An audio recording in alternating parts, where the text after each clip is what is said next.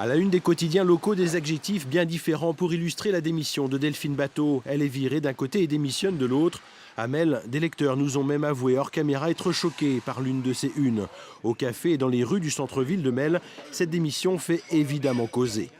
Une critique, justement, c'est plutôt bon signe que quelqu'un critique. Ça veut dire qu'il y a des idées, il y a une volonté de s'exprimer. Et donc, à partir de ce moment-là, on l'écoute. On la vire pas. Ça fait partie de la vie. Ségolène aussi assez bien défendu, elle se défend. Après, bon, on est d'accord ou pas, mais voilà, c'est une battante.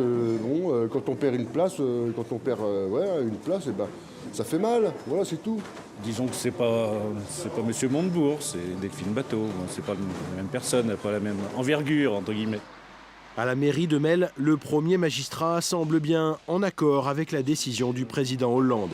Il y a une règle qui est la solidarité gouvernementale.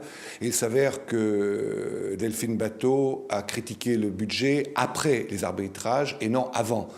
Et je crois que c'est une différence fondamentale. Il est normal qu'un ministre se batte pour son ministère et avoir le meilleur budget possible.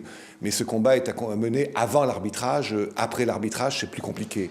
Pour les Mélois, Delphine Batho n'était pas vraiment partie. Après plus d'un an au gouvernement, elle devrait retrouver son poste de députée de la 2e circonscription des Deux-Sèvres.